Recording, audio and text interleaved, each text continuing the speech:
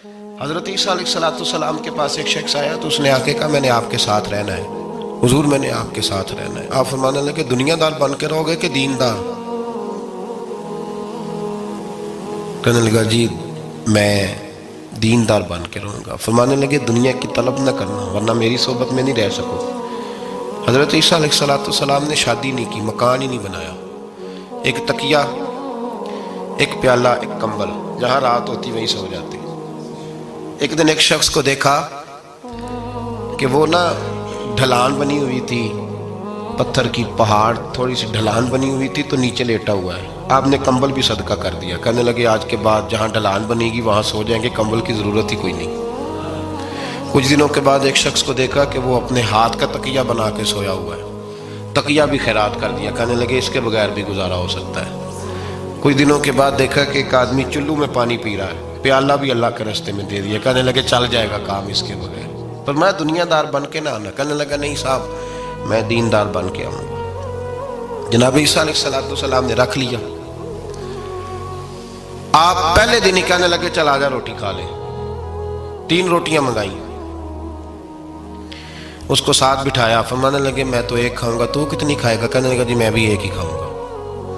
ایک روٹی اس نے کھا لی، ایک آپ نے کھا لی، تیسری روٹی چھوڑ کے جناب عیسیٰ علیہ السلام دریا کنارے وضو کرنے چلے گئے۔ واپس آئے تو روٹی کوئی نہیں تھی۔ اللہ کے نبی تھے، جان گئے۔ رب کریم کا بندہ بھی جان جاتا ہے۔ اقبال کہتے ہیں اولیاء کیا ہیں جواسی سلول قلوب، کہتے ہیں رب کے ولی کو ٹٹولا نہ کر، وہ تو دلوں کے حال بھی جانتا ہے۔ انہیں ٹٹولا نہ کر، غبار آلود سمجھ کر حکارت سے نہ دیکھ ان کو، انہی کی ٹھوکروں سے سلطنت بنتی بگڑتی ہے۔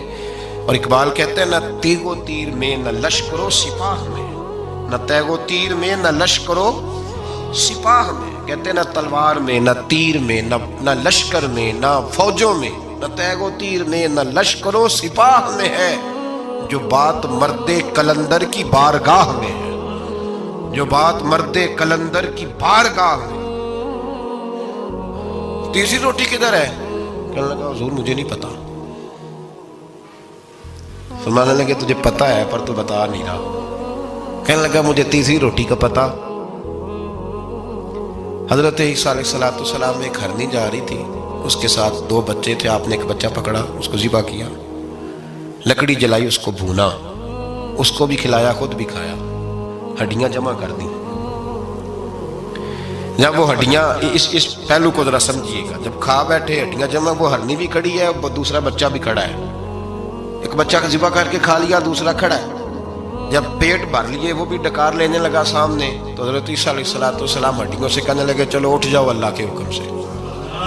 ہرنی کا بچہ پھر سے زندہ ہو گیا، وہ چلا گیا، ماں اس کو ساتھ لے کے روانہ۔ فرمانے لگے دیکھ اللہ نے مجھے معجزہ دیا ہے، ہم نے کھا بھی لیا ہے اور بچہ چلا بھی گیا ہے، ہمارے پیٹ میں ہے بھی، اور اب تو بتا دے روٹی کس نے کھائی ہے؟ کہنے لگا جی مجھے نہیں پتا، نہیں پتا مجھے۔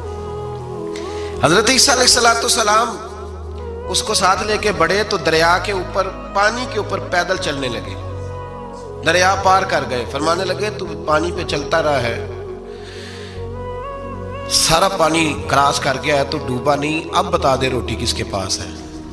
کہنے لگا نہیں پتا، مجھے پتا۔ اللہ اکبر، کیا خوب لفظ کہہ گئے سجادہ نشین حضرت پیر میر علی شاہ صاحب رحمت اللہ علیہ، بے قدراں کچھ قدر نہ جاتی، کھیتی خوب تسلی ہو، اے دنیا دار پجاری زردے کتے آندے گل ٹلی ہو۔ سارا دریا اتنا بڑا دیکھتے ہیں لوگ جو آتے ہیں نا درویشوں کے پاس، بڑے رنگ دیکھتے ہیں پر بدلتے نہیں، رنگ بڑے دیکھتے ہیں پر اپنے آپ کو تبدیل، او 5 فقیروں کسے نہیں مارے آئے ہوئی چور اندر دا ہو، دیکھتے بڑا کچھ ہے بدلتے نہیں۔ نہ بدلا، حضرت عیسیٰ کہنے لگے منوا کے میں بھی چھوڑوں گا، تو مانے گا۔ آپ نے ریت کٹھی کی، ریت 3 حصوں میں ریت جمع کر لی اور پھر اس پر کچھ پڑھ کے پھونکا تو وہ سونا بن گئی۔ 3 ڈھیریاں تھی ریت کی، پھونکا تو سونا بن گئی۔ آپ فرمانے لگے یہ سونا تیرا، ایک ڈھیری تیری، ایک میری، اور تیسری اس کی جس نے تیسری روٹی کھائی ہے۔ کہنا جی میں ہی کھاتی، میں نہیں کھائی، یہ تیسرا اس کا حصہ جس نے تیسری، کہنے لگا میں نہیں کھائی ہے، مان گیا۔ ذرا بات کو سمجھے. پانی پہ پیدل چلا ہے پر مانا دنیا دار ہے نا, مانا نہیں. ہرنی کا بچہ زندہ ہوتا دیکھا ہے پر مانا دنیا قابو آنے لگی ہے تو مان گیا ہے. کہنے لگا جی میں نہیں کھائی ہے. فرمایا او بھلے مانس, تجھے کہا تھا دنیا داری نہ کرنا, تجھے جناب عیسیٰ کی صحبت ملے گی, پر تو ایک روٹی پہ رہ گیا یار.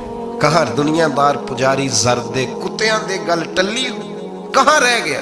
حضرت عیسیٰ کہنے لگے تم نے ایک پیغمبر کی صحبت ضائع کر دی صرف دنیا داری کے لیے. فرمانے لگے میں نے کیا کرنا ہے سونا, تو تینوں کے تینوں ڈیریاں تو ہی رکھ لے, تیری ہیں, پر تو نے زیادتی کی, تو نے قیمت نہیں ڈالی ہماری صحبت کی. آپ اٹھ کے چلے گئے. صحرا کا علاقہ تھا, وہ شخص وہیں بیٹھا تھا, ابھی سمیٹ ہی رہا تھا کہ دو ڈاکو آ گئے, تلواریں پکڑی ہوئی ہیں. کہنے لگے چل دوڑ جا, سونا مارا ہے, تو کدھر سے آ گیا. منت کی, کہنے لگا چلو مہربانی کرو, 3 حصوں میں ہے, 2 لے لو, ایک تو مجھے دے دو, ایک تو دے دو. منت کرنے لگا, وہ مان گئے. کہنے لگے چلو ٹھیک ہے. دوستی کر لی, نام پتہ پوچھ لیا, گفتگو ہونے لگی. تھوڑی دیر بیٹھے تو ایک دوسرے سے فرینک ہو گئے, بے تکلفی شروع ہوئی. تو کہنے لگے بھوک بڑی لگی ہے, روٹی تو لاؤ. ایک کو بھیجا, ڈاکوؤں میں سے ایک کو بھیجا کھانا لینے, کھانا لینے چلا گیا. اب یہ دونوں پیچھے رہ گئے, ایک وہ روٹی کھانے والا اور ایک ڈاکو. تو آپس میں کہنے لگے یار یہ تیرا پوچھتا ہے وہ روٹی کھانے والا, تیرا اس کے ساتھ کیا تعلق ہے. کچھ بھی نہیں, ڈاکو سجن ہے. کہنے لگے ایسے ہی اتنا سونا اسے دے رہے ہو, آتا ہے تو دونوں پکڑ کے مار دیتے ہیں اس کو, اور سونا دونوں آدھا آدھا بانٹتے ہیں. بالکل ٹھیک ہے, میرا کون تھا, چچا کا بیٹا ہے, چھوڑو. ویسے اس دور میں چچا کے بیٹے بھی پکڑ ہی لیتے ہیں اگر کبھی مسئلہ بن جائے تو. چلو جی فیصلہ ہو گیا. اب وہ جو گیا وہ بھی تو دنیا دار تھا نا, اس نے کھانا خریدا تو اس نے کہا میرا کون سا ان سے یہ رہنا ہے. اس نے روٹی میں زہر ڈال دیا. اس نے کہا میں ان کو ماروں